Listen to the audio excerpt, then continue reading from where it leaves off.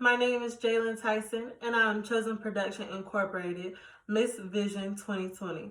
And today, I will be sharing one of my favorite stories with you, Toy Story 2. Hey, Woody, ready to go to cowboy camp? Andy shouted, bursting into his bedroom. Woody was a cowboy doll. He was one of Andy's favorite toys. His other favorite was a space ranger named Buzz. Never tangle with the unstoppable duo of Woody and Buzz Lightyear.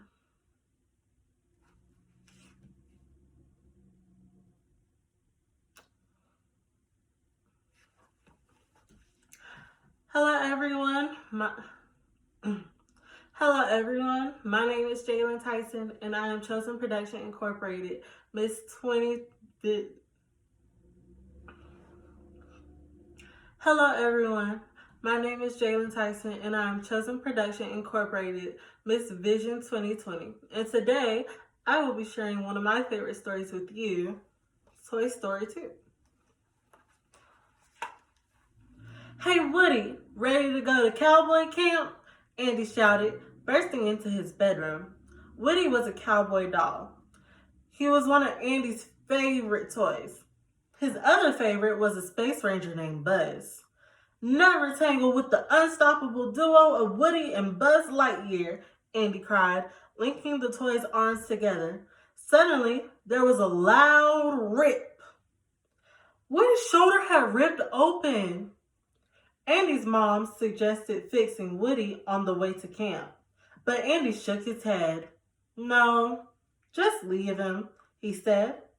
Andy handed the cowboy to his mom, who put the doll on a shelf.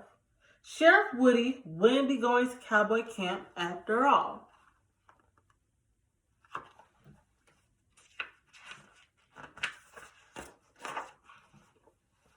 A few days later, Andy's mom began to clean his room. She was having a yard sale and wanted to get rid of Andy's old toys. Andy's mom grabbed Wheezy the penguin and brought him into the yard. Woody couldn't let her give away his friends. Woody whistled for Andy's dog, Buster. He climbed to Buster's back, and the two raced outside to save the penguin. But Woody couldn't hold on with the broken arm. He fell off of Buster and was picked up by a strange man.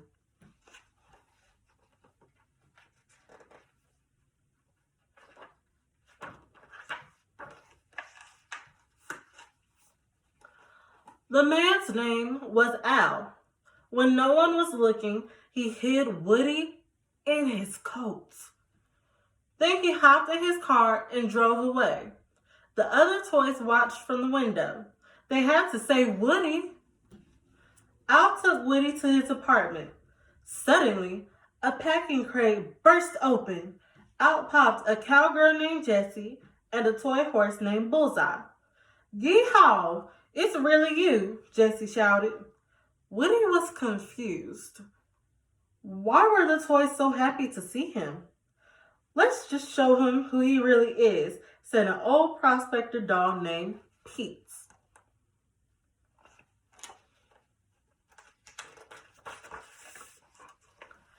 Jessie turned on an old TV show called Woody's Roundup. Woody could hardly believe his eyes. He was the star. Prospector Pete explained that the Roundup toys had become valuable collectibles. Now that Al had a Woody doll, he was selling the whole set to a museum in Japan. Meanwhile, back at Andy's house, Buzz figured out that Al was the owner of a local toy store. The toys set out at once to rescue their friend. As the sun rose, they spotted Al's toy barn. It was on the other side of the busy road. The toys each picked up a traffic cone and dashed across the street.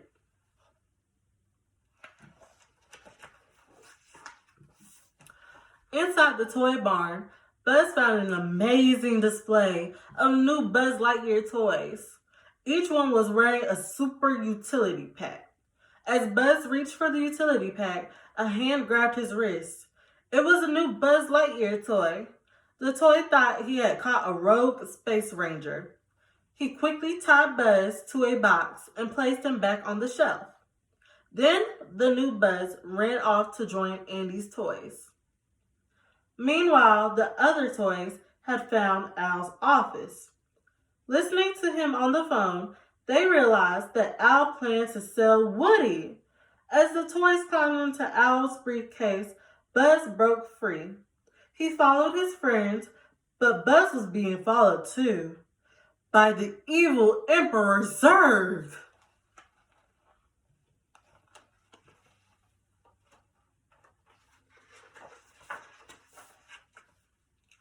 Not far away, Woody's arm had been repaired. He looked brand new. He was ready to go home to Andy. I belonged to a little girl once, said Jessie sadly. She played with me every day until she grew up. Then she gave me away. Even the greatest kids outgrow their toys. Woody began to worry that Andy would forget about him too. Maybe it was better going to the museum.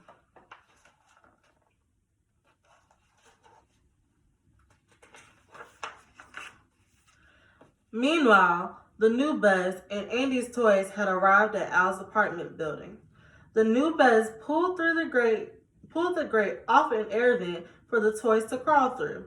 Come on, he said. We've got no time to lose.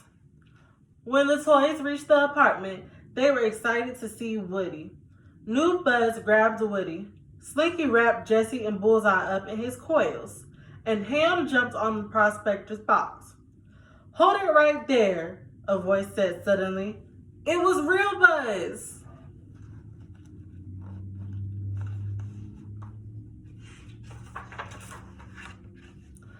There's no time to explain. Come on, Woody, let's go, the real Buzz said, but to his amazement, Woody refused. What if his shoulder broke again? Would Andy still want him? As the toys turned to leave, Woody watched a small, smiling boy on the TV. It made him realize how much he missed Andy. Hey, Buzz, wait, he shouted. He started to follow his friends, but the prospector blocked the way. He had spent his whole life in a box, and he was ready for the museum. At that moment, the toys heard footsteps. Al was coming.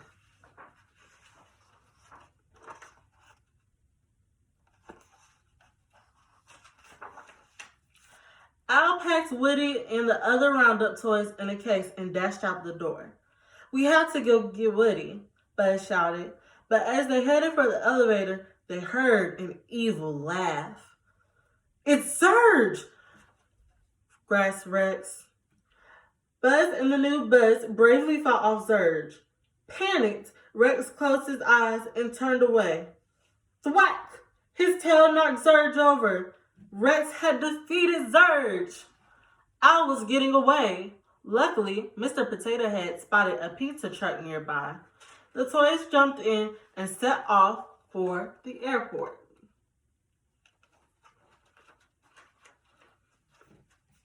They found Al at the check-in desk. As his bag thumped onto the conveyor belt, the toys jumped on beside it. Thousands of boxes, bags, and suitcases swept past them, but Buzz kept his eye on Al's green suitcase. Buzz ran along the conveyor belt. Finally, he reached the case carrying Woody, but when he opened the bag, it was Prospector Pete who popped out. Pow! He hit Buzz. Buzz fought back. Soon, he had tied the prospector to a passing backpack. Meanwhile, Woody and Bullseye had managed to get out of Al's bag, but Jessie was still trapped inside.